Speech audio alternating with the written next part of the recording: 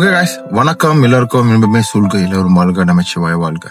தென்னாடுடைய சிவனை போற்றி, என்னாட்டவர்க்கும் இறைவா போற்றி. ஓகே, ஒரு சிறு விஷயம் நான் ஷேர் பண்ணலாம் இருக்க, முடிஞ்ச ஸ்க்ரோல் பண்ணாம பாருங்க.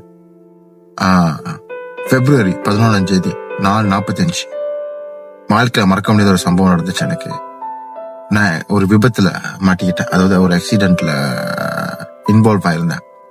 எப்படின்னா, நான் வேலைக்கு போய்கிட்டு இருக்கும் போது ஒரு வேன் ஸ்கோலா, கிட்டத்தட்ட ஒரு 14 சீட்டரோட 12 சீட்டரா என்னன்னு தெரியல, எனக்கு ஒரு வேன் ஸ்கோலா யூட்டர்ன் பண்ணக்கூடாது, வீட்டு இடத்துல யூட்டர்ன் பண்ணி, அந்த இடத்துல யூட்டர்ன் பண்ணக்கூடாது, அவர் யூட்டர்ன் பண்ணி என்னை அடிச்சிட்டாரு. அந்த விபத்துல எனக்கு திபியா, ஃபிபோலா, துலாங் ரூசோ, அப்புறம் சிறு சிறு புண்ணுகள், நிறைய அடிபட்டிருக்கேன். அந்த மூமெண்ட்ல எனக்கு தெரியும், இதுக்கப்புறம் நடக்க போற நாட்கள் ஒரு 7 மாசமோ 8 மாசமோ ரிகவரி நேரம் பிடிக்கும். அதே சமயம் எனக்கு உதவியா இருந்தது என்னோட 2 தொங்காடு தான். இந்த தொங்காடு வச்சுதான் நடந்துகிட்டு இருந்தேன். அதே சமயத்துல எனக்கு ரொம்ப ரொம்ப பக்கபலமா இருந்தது என்னோட துணைவி, அதாவது என்னோட ஸ்பௌஸ் சொல்லலாம், என்னோட குயின்னு சொல்லலாம், என்னோட மனைவி. இந்த விஷயம் நான் ஏன் உங்களுக்கு ஷேர் பண்றேன்னா, எனக்கு 25 வயசுல இருந்து சான்சஸ் இருந்துச்சு இன்சூரன்ஸ் எடுக்க, நிறைய ப்ரொபோசல் இருந்துச்சு. அந்த டைம்ல என்னோட வைஃபுக்கு மெடிக்கல் கார்ட்லாம் எல்லாம் இருந்துச்சு. மெடிக்கல் கார்ட்லாம் எடுத்து வச்சுக்கிட்டாங்க. என்கிட்ட தினந்தரி சொல்லுவாங்க, நீ சம்பாதிக்கிற, சேர்த்தும் வைக்கிற, ஒரு மெடிக்கல் கார்டு எடுத்துக்க, இல்ல ஒரு சேவிங் பிளான் போடு, ஏதாவது உனக்கு உதவியா இருக்கும்ட்டு. அந்த டைம்ல நான் என்ன தெரியுமா சொல்லுவேன், நான் எதுக்கு 300-400 ஒரு விஷயத்த கட்டணும், அந்த பொருள் பார்க்கவும் முடியாது, என்னால அனுபவிக்கவும் முடியாது, எதுக்கு நான் அதுக்கெல்லாம் கட்டிக்கிட்டு கிடக்கணும், எனக்கு அதெல்லாம் டைம் இல்ல.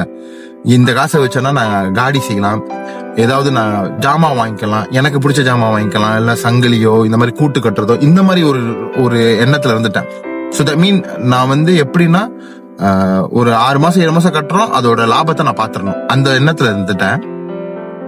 நான் அடிப்பட்ட பிறகு கிட்டத்தட்ட என்ன 2 வாரம் புறக்கணிச்சாங்க. இந்த 7 மாசத்துல என்ன 2 வாட்டி அட்மிட் பண்ணாங்க. மொதல் வாட்டி அடிப்பட்டப்ப அட்மிட் பண்ணும்போது 5 நாள் கழிச்சு தான் ஆபரேஷன் பண்ணானுங்க. அந்த ஆபரேஷன் கூட வெறும் வெளியே ஏரியில் இரும்பு மட்டும் தான் போட்டாங்க, வேற ஒண்ணுமே போடல.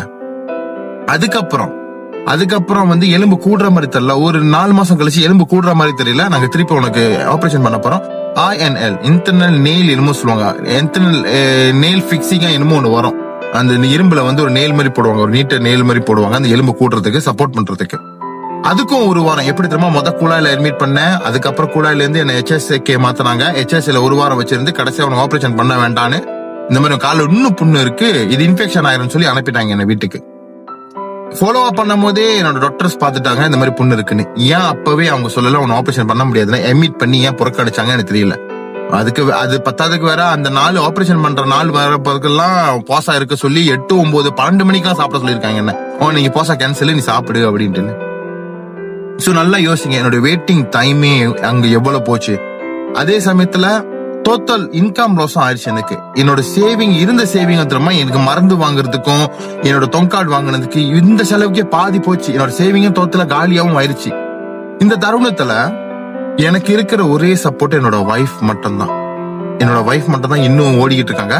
பட் இப்ப அவங்க இன்னும் கொஞ்சம் கூடுதலா வேலை செய்யணும், ஓட்டி செய்யணும்னு சொல்றாங்க. இன்னும் கொஞ்சம் கூடுதலா போயிடுச்சு.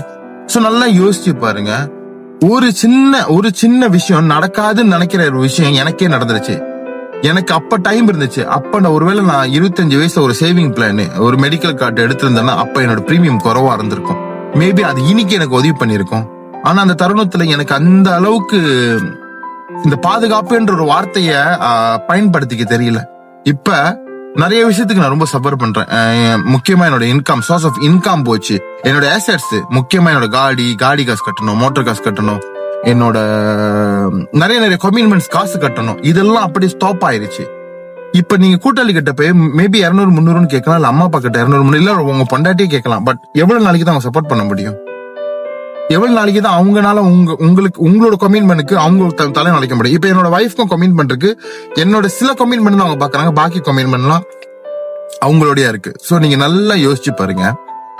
இதுவே உங்களுக்கு சப்போர்ட் இருக்கு, செய்யறாங்க. ஆனா அதுவே நீங்க ஒண்டி, எனக்கு கல்யாணமும் வேணாம், எனக்கு அதனால கமிட்மெண்ட் வேண்டாம், நான் ஒண்டி தான், எனக்கு பிரச்சனை இல்லைன்னு நினைக்கிறீங்க. நாளைக்கு உங்களுக்கு TPD, டோட்டல் பெர்மனன்ட் டிசேபிலிட்டி ஆவணுச்சுன்னா எப்படி? நீங்க ஒரு நர்சரி வைக்கணும், தனியா இருக்கீங்க, சரி ஓகே, நர்சரி வைக்கணும் உங்களை பாத்துக்கிறதுக்கு. நீங்க எப்படி குளிப்பீங்க, எப்படி சாப்பிடுவீங்க, ஒரு ஹோமுக்கு போய் சேர்ந்ததுனால அதுக்கும் நீங்க காசு கட்டணும். சரி, உங்களை பாத்துக்கிறதுக்கே உங்களுக்கு காசுக்கு வேணும். பிகாஸ் நீங்க ஜஸ்ட் ஒரு ஹியூமன் கிடையாது, நீங்க ஒரு வேல்யூ. உங்களுக்கு ஒரு வேல்யூ இருக்கு, ரொம்ப எக்ஸ்பென்சிவான வேல்யூ. சோ அந்த வேல்யூக்கு நீங்க என்ன பண்ண போறீங்க, அந்த வேல்யூக்கு என்ன பாதுகாப்பு கொடுக்க போறீங்க